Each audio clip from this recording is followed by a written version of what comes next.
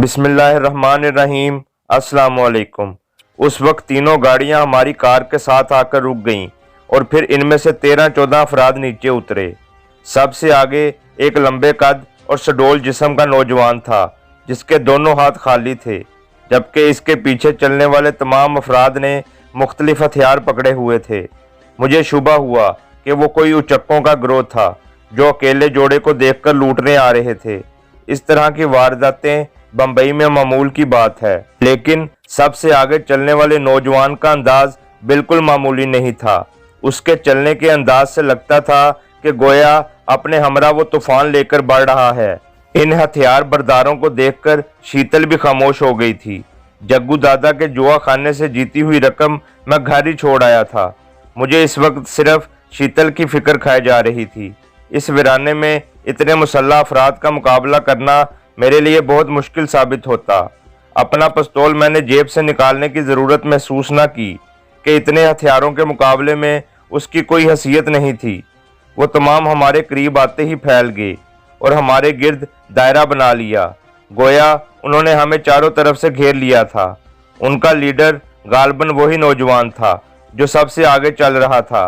लंबी जुल्फें जो उसके शानों तक फैली हुई थीं, भूरी आंखें, पतले होंठ, लंबी गर्दन। मजमूई तौर पर इसे खूबसूरत कहा जा सकता था, मगर एक खास किस्म की बेरहमी का तासुर उसके चेहरे से झलकता था जिस बिना पर इसे पसंदीदा शख्सियत नहीं कहा जा सकता था। वो बिल्कुल मेरे सामने आकर रुक गया। उसका कद तकरीबन मेरे बराबर ही था। चंद लम्हे मेरी आंखों में झांकने के बाद वो गोया हुआ। उमर जान कमांडो, बहुत अच्छा पीस चुना है इंडिया से।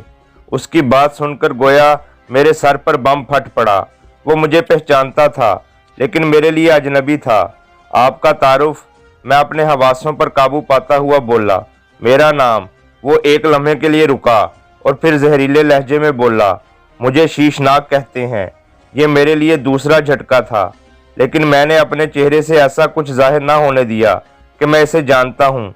इसलिए मैंने हैरानी के अंदाज में सिर्फ इसका नाम दोहराया। शीशनाग? हाँ, वो गोया फटते हुए बोला। कोबरे का भाई। अब कुछ याद आया? कोबरा? मैंने जैसे कुछ याद करने की अदाकारी की। सॉरी दोस्त, इस नाम के किसी शख्स से मैं वाकिफ नहीं हूँ। कमांडोज की याददाश्त इतनी तो कमजोर नहीं होती। मेरा ताल्लुक कमांडोज की उस कबील से नहीं है। मैं लापरवाही से बोला। मैं सिर्फ अहम शख्सियात को याद रखता हूँ। इस तरह अगर हर आरे गहरे को याद रखता फिरूं तो फिर गया काम से। तुम सिर्फ अपनी मौत को अजियतनाक बना रहे हो। वो दांत पीस कर बोला। मिस्टर सांप, बात यह है कि इतना बड़ा ग्रुप अगर किसी कंवारी लड़की के साथ भी होता तो वो भी इससे बड़ी बड़ी बड़के मारेगी। तू फिक्र मत कर, मैं तुझे खाली हाथ भी मौका दूंगा। तो चलो आ जाओ, ये है मैदान। नहीं कमांडो नहीं, उसने इनकार में सर हिलाया। मैं तेरी मौत को भारतीय जनता के लिए इबरत का नमूना बना देना चाहता हूँ। तेरी तलाश में बहुत रातों से जाग रहा हूँ। मेरी नींद मुझसे रूठ गई है। इतनी आसानी से तुझे कैसे मार दूँ? मिस्टर संपोलिए, बात यह है कि तेरी मेरी कोई दुश्मनी नहीं, बिल्कुल इसी तरह जिस तरह तेरे भाई से मेरी कोई दुश्मनी ना थी। इसने खुद मुझे चैलेंज किया था और जवाबन हार गया। इसमें मेरी कोई खता बता दो कि तुम मुझसे इंतकाम लेने के लिए इतने बेकरार हो। दूसरा, मैं तुझे बदला लेने से मना नहीं करता, सिर्फ इतनी दरख्वास्त कर रहा हूँ कि जो कुछ होना है अभी हो जाए। मेरे मरने की सूरत में ये बात खुद ब खुद सबको मालूम हो जाएगी कि सांपों के खानदान ने अपना बदला ले लिया, वरना इसके बरक्स तुम्हें ये मुआहदा करना होगा कि तेरे ये चमचे मुझे जाने देंगे। मैं तुमसे भी ज्यादा बेचैन हूँ मिस्टर भगोड़े, वो जहरीले लहजे में बोला। लेकिन अफसोस, इंडिया में तेरी सुपरमैनी के बड़े चर्चे हो रहे हैं। मैं तेरी मौत को भी इसी तरह यादगार बनाना चाहता हूँ। इधर अगर मैं तुझे खाली हाथ मार दूं तब भी किसी ने यकीन नहीं करना। सब कहेंगे कि ये मेरे ग्रुप का काम है, इसलिए ये कड़वा घूंट तुझे भरना पड़ेगा। वैसे भी ये चंद लम्हों का काम होगा, मर कर तो तू लोगों के ताने सहने से रहा। एक लम्हे के लिए मेरे जी में आया कि इसी जगह पर हमला कर दूं, बाद में जो होगा देखा जाएगा। मगर दाएं बाएं हथियार बरदारों को देखकर मैं इस इरादे से बाज रहा। एक बात तो बताओ, पूछो, वो इत्मीनान से बोला। यहाँ मेरी मौजूदगी का तुम्हें कैसे पता चला? बम्बई में एक पत्ता भी सेठ रविंदर नाथ की मर्जी के बगैर नहीं हिल सकता। तुम तो फिर भी एक जीती जागती 6 फुट की लाश हो। मगर मैंने कुछ कहने के लिए मुंह खोलना चाहा, लेकिन अचानक मेरी नज़र उसकी पुश्त पर खड़े शख्स पर पड़ी। मेरे जहन में झमक्का सा हुआ। वही ज़ात शरीफ था जो हमें होटल से निकलता देखकर ठठक कर रुका था और फिर मेरे मतवज्जा होने पर अपनी जेबों की तलाशी लेने लग गया था। ठीक है शीशनाग, मुझे जगह और दिन बता दो, मैं पहुंच जाऊंगा। 2 दिन हमें अगर अपनी मेज़बानी का मौका दे दो तो कैसा रहेगा? ठीक है, लेकिन शीतल हमारे साथ नहीं जाएगी। इस बुलबुल का नाम शीतल है, गोया शक्ल की तरह नाम भी प्यारा है। वो चटखारा लेते हुए बोला। बहरहाल ये हमारी तरफ से आज़ाद है, ये वापस जा सकती है। बिल्कुल नहीं, वो मेरा हाथ मजबूती से पकड़ते हुए बोली। मैं तेरे साथ जाऊंगी। शीतल, पागल मत बनो, मैंने उसे झिड़का।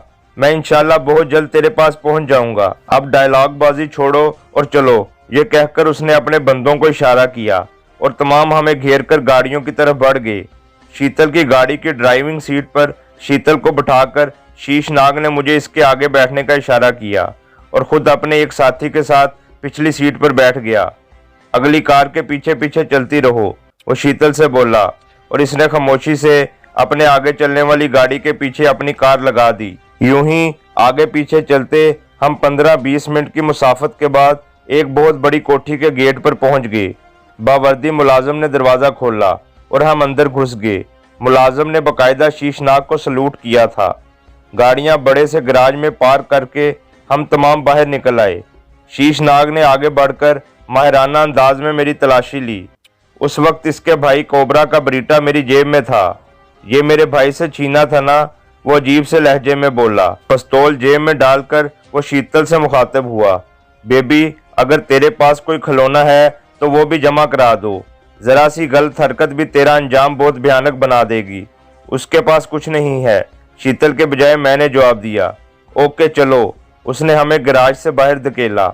हम गराज से बाहर निकले तो इसी वक्त अंदरूनी इमारत से 3 पीस में मलबूस एक पतला सा शख्स खूबसूरत सी लड़की के साथ आता दिखाई दिया। लड़की ने स्कर्ट के ऊपर फकत हल्का सा ब्लाउज पहना हुआ था। इस नाकाफी लिबास में उसका गोरा बदन देखने वालों की आंखों में चकाचौंध पैदा कर रहा था। मेरे साथ तमाम मौजूद अफराद ने उन्हें देखते ही सर झुका लिया था। सिर्फ शीशनाग सीधा खड़ा उसकी जानिब देखता रहा। हाँ बॉय, क्या रहा? अजीब वहशतनाक आवाज़ थी कि सुनकर मुखालिफ के रोंगटे खड़े हो जाते थे। डैड, मैं कोबरे के कातिल को ले आया हूँ, शीशनाग ने जवाब दिया। इसको लाने की क्या ज़रूरत थी? उधर ही फैसला करके आते। वो मुझे गहरी नज़रों से देखते हुए बोला। उसकी आंखें मुझे अपने अंदर उतरती हुई महसूस हो रही थीं। नहीं डैड, शीशनाग ने नफ़ी में सर हिलाया। मैं इसकी मौत को यादगार बनाना चाहता हूँ। क्या मतलब? उसने हैरानी से पूछा। ब्लडी हेल, वो सरसराती आवाज़ में बोला। सालाना फाइटर किंग के चुनाव के लिए मुकाबले संडे नाइट से शुरू हो रहे हैं। इसमें ओपनिंग फाइट हमारी होगी। मगर रविंदर नाथ ने कुछ कहना चाहा, लेकिन शीशनाग ने कतई कलामी करते हुए कहा। कोई अगर मगर नहीं डैड, मैं इन तमाम लोगों का मुंह बंद करना चाहता हूँ जिन्होंने मेरे बड़े भाई कोबरे के पीछे बातें की हैं। चलो जैसे तुम्हारी मर्जी। रविंदर नाथ रजामंद होता हुआ बोला। अब इसको रखोगे कहाँ? इधर ही तय खाने में, शीशनाग बोला और रविंदर नाथ सर हिलाता गेट की तरफ मुड़ गया। वो कातला आलम भी मुझे गहरी नज़रों से देखती उसके पीछे चल दी। वो गालबन उसकी दाश्ता या लेपालक बेटी थी। थोड़ी देर बाद हमें इमारत के कुशादा तहखाने में पहुंचा दिया गया। अब क्या होगा जान? शीतल दरवाज़ा बंद होते ही मुझसे लिपटते हुए बोली। जो कुछ होगा परसों तेरी आंखों के सामने आ जाएगा, मैं हंसकर बोला और वह हैरानी से मेरा चेहरा देखने लगी। मैंने तहखाने का जायज़ा लिया। वहाँ लोहे के फ्रेम वाली 2 चारपाइयाँ पड़ी थीं जिनकी बुलाई प्लास्टिक से की गई थी। दोनों चारपाइयाँ बिस्तर की चादर और तकिया वगैरह से मरहूम थीं। दाखिली दरवाजे पर एक ट्यूबलाइट रोशन थी। इसके अलावा कमरा हर किस्म के साजो सामान से आरी था। मैंने चारपाई को हिला जुला कर देखा और अपने अंदाजे के मुताबिक इसे फर्श में गड़ा हुआ पाया। इसका मतलब है ये पहले भी अपने कैदियों को इधर रखते हैं। मैं खुद कलामी के अंदाज में बोला। रखते हों या ना रखते हों, इस बात का हमारे ऊपर क्या असर पड़ेगा। शीतल जो मेरे साथ खड़ी मेरी हरकतों सकनात को बगौर देख रही थी, मेरी बड़बड़ाहट सुनकर बोली, बहुत फर्क पड़ेगा। वो कैसे? उसने पूछा। वो ऐसे कि बिलफर्ज अगर हम पहली मर्तबा इधर बंद किए जा रहे होते तो कैद खाने के इंतजामात मुकम्मल न होने की वजह से हमारे भाग निकलने के चांस ज़्यादा होते। चूँकि ये पहले भी कैदियों के लिए इस्तेमाल होता रहा है, इसलिए इधर तमाम मुमकिन खामियों का वक्तन फ़वक्तन सदेबाब होता रहा होगा। इसके बरक्स भी तो हो सकता है। शीतल ने मेरी बात को झुठलाते हुए कहा कि नए निगरान ज़्यादा चुकन्ने हों और जिनका हमेशा का ये काम हो वो अमूमन रोज़ाना का काम होने की वजह से थोड़ा लापरवाह हो जाते हैं। हर जगह ये कुलिया नहीं होता मोहतरमा। संतरी कैदियों की अहमियत को मद्देनज़र रखते हुए चाको चौबंद होते हैं या लापरवाही इख्तियार करते हैं। वैसे कि आपका इरादा यहाँ से फरार होने का है? नहीं, मैं चारपाई पर लेटता हुआ बोला। इधर से फरार होना फिलहाल नामुमकिन नजर आ रहा है। तो फिर इतने जायजे लेने की क्या ज़रूरत है? वो मुंह बनाकर बोली। ये तो वैसे ही हम कमांडोज की आदत होती है। उसके अंदाज को देखकर मैं हंसते हुए बोला, बहुत फजूल आदत है। फजूल तो खैर नहीं, अगर आज मुमकिन नहीं तो कल तो फरार होना मुमकिन हो सकता है और जायज़ा लेकर ही मैं कोई मंसूबा बना सकता हूँ। जान तुम्हें परेशानी नहीं है कि परसों तुमने ज़िंदगी और मौत की जंग लड़नी है? वो दूसरी चारपाई पर ढेर होते हुए बोली। ये जंग तो मैं जब से इंडिया में वारद हुआ हूँ मुझे लड़नी पड़ रही है, मैं बेपरवाही से बोला। फिर भी वो परेशानी से बोली, ये शीशनाक मुझे काफ़ी खतरनाक बंदा दिखाई दे रहा है। वो बंदा किधर है? मैं मुस्कुराकर बोला और वो खिलखिलाकर हंस पड़ी। उस वक्त दरवाजे पर खटका हुआ और दरवाज़ा खोलकर एक मुसल्ला शख्स अंदर दाखिल हुआ। उसके पीछे मुझे चंद और बंदे भी नजर आए, मगर उन्होंने अंदर आने की ज़रूरत महसूस न की। आपने खाना खाना है? नहीं शुक्रिया, अलबत्ता सेठ रविंदर नाथ से मैंने मिलना है, आपका पैगाम उस तक पहुंच जाएगा। ये कहकर वो उल्टे कदमों लौट गया। सेठ रविंदर नाथ के साथ तेरा क्या काम है? उसके कमरे से निकलते ही शीतल ने मुझसे पूछा। मुलाकात हो गई तो तूने भी मेरे साथ होना है, इसी वक्त सुन लेना।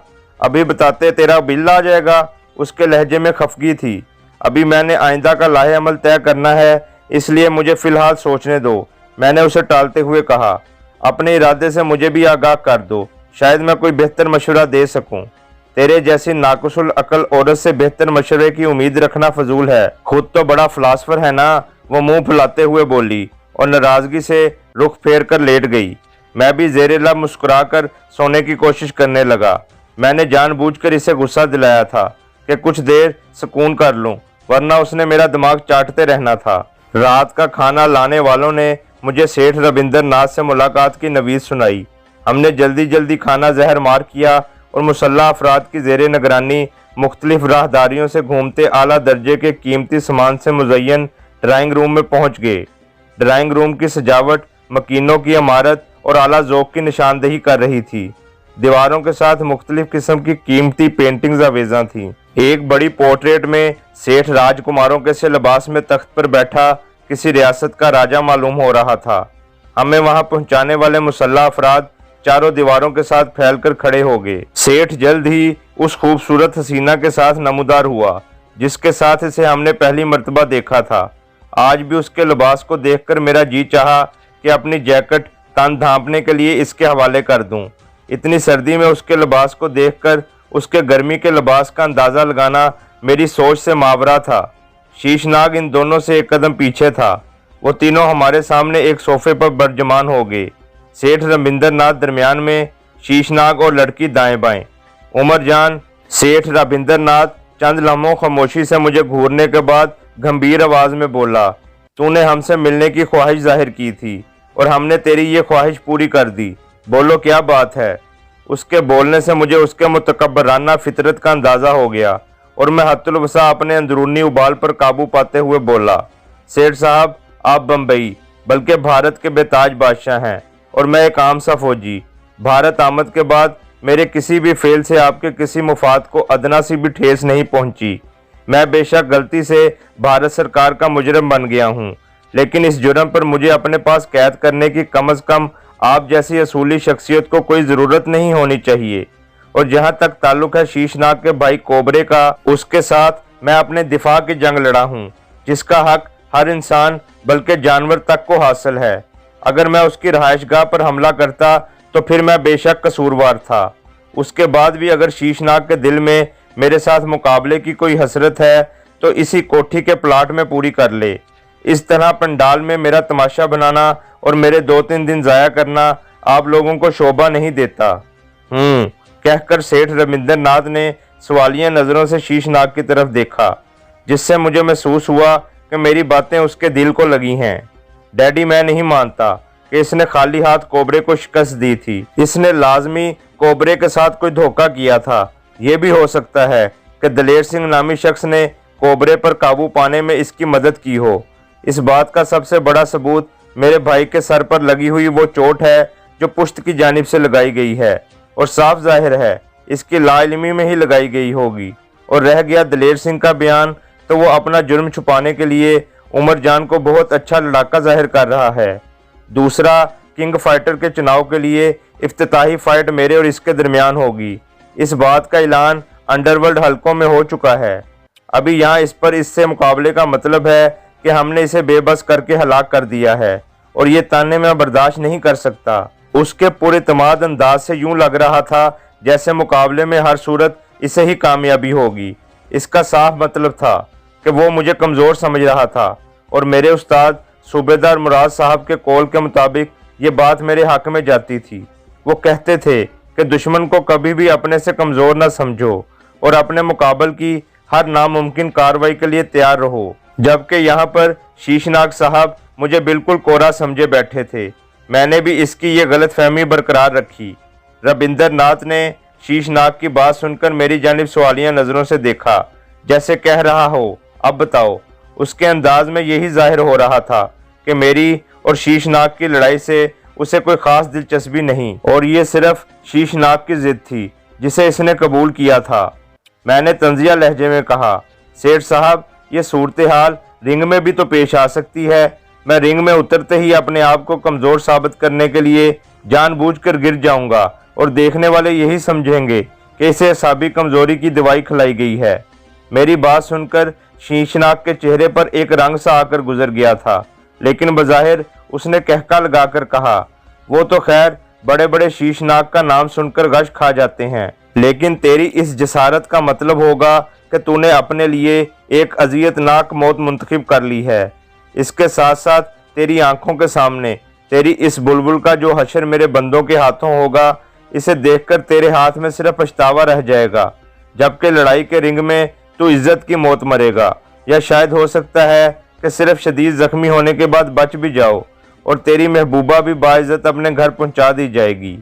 मुझे पता था कि शीशनाग के खिलाफ रिंग में उतरना मेरा मुकद्दर बन चुका था और इससे पहलू तही नामुमकिन थी, लेकिन मेरे इनकार में भी एक मकसद पोशीदा था और मैं इसी मकसद पर आता हुआ बोला, ठीक है सेठ साहब, मैं कोबरे के भाई के साथ रिंग में दो दो हाथ करने के लिए तैयार हूँ, लेकिन इसके लिए मेरी दो शराइत हैं। क्या? उन दोनों ने पूछा। वो लड़की जो मेरे अंदाजे के मुताबिक रविंद्र नाथ की लेपालक बेटी थी ने गहरी दिलचस्पी से मेरे ऊपर नजरें गाड़ी रखी थीं। इसकी आंखों में मुझे अजीब किस्म की जिनसी भूख नजर आ रही थी। उसके अंदाज को शीतल ने भी महसूस कर लिया था और बेख्याली में वो मेरे बिल्कुल करीब हो गई थी, जैसे मुझे उसकी नज़रों से बचाना चाहती हो। वो बिलाशुबा एक खूबसूरत लड़की थी, लेकिन उसके अंदाज में बाजारीपन था और दूसरा शीतल की मौजूदगी में भी उसका हुस्न गहनाया हुआ लग रहा था। मैं उसकी निगाहों को नज़रअंदाज करके बोला, मेरी पहली शर्त यह है कि शीतल को भी अपने घर जाने की इजाज़त दी जाए। बिल्कुल भी नहीं। मेरी दूसरी शर्त के पेश करने से पहले शीतल मेरा हाथ मजबूती से पकड़ते हुए बोली, मैं तेरे साथ रहूंगी, तूने खुद वादा किया था। मगर अगर मगर नहीं, वो कता कलामी करते हुए बोली और मैंने गुस्से से अपने होंठ भेज लिए। अच्छा, अब दूसरी शर्त बताओ, सेठ रविंद्र नाथ ज़ेरे लब मुस्कुराते हुए बोला। ये तो समझो हमने कबूल कर ली, तेरी अपनी साथी नहीं जाना चाहती। दूसरी ये कि अगर मैं शीशनाग से मुकाबला जीत गया तो आप मुझे बाहिफाजत पाकिस्तान पहुंचाने के जिम्मेदार होंगे। मंजूर। शीशनाग रविंद्र नाथ के बोलने से पहले बोला, मुझे तुम्हारी नहीं सेठ साहब की मंजूरी दरकार है। तुम तो इस वक्त अपनी किसी शर्त को पूरा करने के काबिल नहीं होगे। अगर मैं जीत गया तो अभी हम ये शर्त मंजूर करके बाद में मुकर भी तो सकते हैं। सेठ रविंद्र नाथ ने कहा। आपका कहा मेरे लिए किसी दस्तावेज से काम नहीं सेठ साहब, मैं इसे मक्खन लगाते हुए बोला। आप जैसी शख्सियत कभी भी अपने वादे के खिलाफ नहीं करती। हाँ ये तो है, वो मुतकब्बराना अंदाज में बोला। ठीक है, हमें तुम्हारी ये शर्त मंजूर है। और कुछ नहीं। मैंने नफ़ी में सर हिलाया। इसे तय खाने के बजाय अनेक्सी में शिफ्ट कर दो। वो शीशनाग से मुखातब होकर बोला। मुझे उम्मीद है कि ये भागने की कोशिश नहीं करेगा। ठीक है डैड। शीशनाग का अंदाज किसी फरमाबरदार बेटे का सा था। बेबी, तूने मेरे साथ पार्टी में चलना है या आराम करोगी? वो इस हसीना से मुखातब होकर बोला। इसके अंदाज से मुझे अपने अंदाजे की तस्दीक हो गई कि वो इसकी लेपालक बेटी थी। नहीं डैड, आज बिल्कुल मेरा मूड नहीं है, वो बड़े अंदाज से बोली और सेठ सर हिलाते हुए वहां से रुखसत हो गया। चलो। सेठ के रुखसत होते ही शीशनाग मुझसे मुखातब हुआ। उसके चेहरे पर अपने लिए नफरत के आसार मुझे वाज़िया नजर आ रहे थे। मैं और शीतल खामोशी से खड़े हो गए, जबकि बेबी इसी तरह सोफे पर बैठी रही। अलबत्ता उसकी शौक नजरें मेरे चेहरे और बाकी जिस्म पर सरगर्दा रहीं। शीशनाग और हथियार बरदारों की निगरानी में हम अनेक्सी में पहुंचे। वहां एक खूबसूरत ख्वाबगाह में हमें बंद कर दिया गया।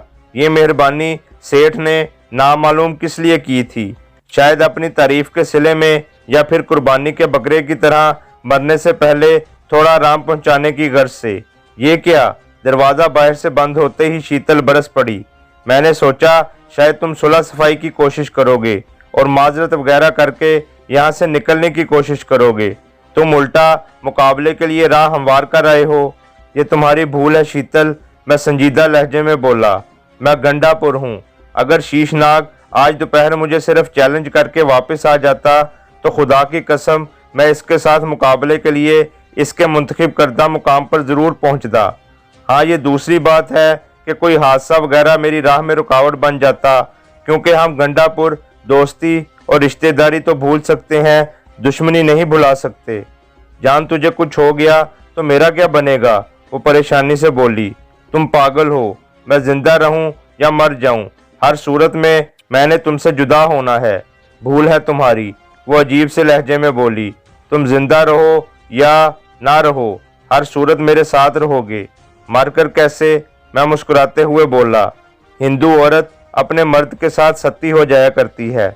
मैं तुम्हारा मर्द कब से हो गया? इसके लिए मुझे तुम्हारी इजाज़त की ज़रूरत नहीं। वो तुर्की बा तुर्की बोली। हम रात गए गपशप करते रहे। इसके बाद लाइट बुझाकर सोने की कोशिश में मसरूफ़ हो गए। हल्के नीले रंग की रोशनी में ख्वाबगाह का माहौल बड़ा रोमान परवर हो गया था। मैं शीतल से मुखालिफ सिमत करवट बदल कर लेट गया। जारी है।